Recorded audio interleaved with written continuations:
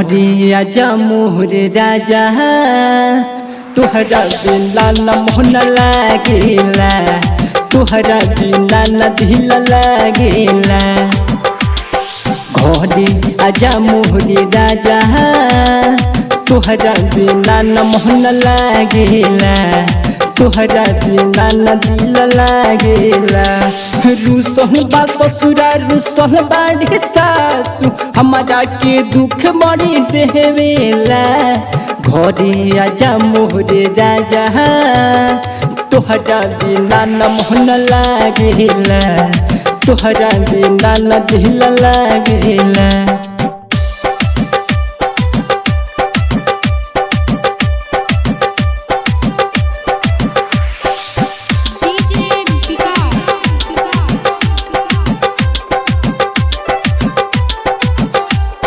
लागे न मोर मन जल दिया वो जाने अखिया ये रहिया निहारेला।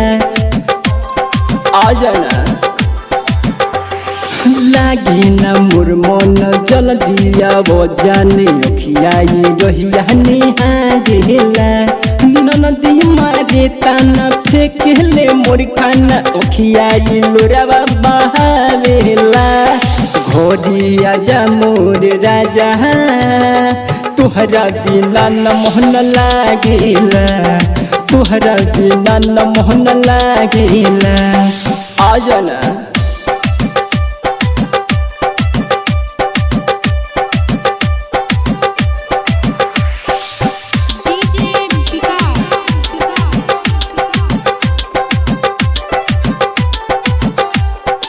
कौन करम पैनी ऐसन ससुराल पैनी सोचिला मनवा हरेला।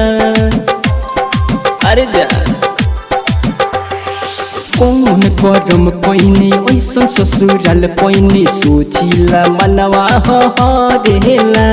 मारेला ताना राजेश देवरवा जुगुल विपतिया की कहेला। घरे आजा मोर राजा तुहरा बिना न मोहन लागेला तुहरा बिना न मोहन लागेला। घरे आजा मोर राजा तुहरा बिना न मोहन लागेला तुहरा बिना न दिल लागेला।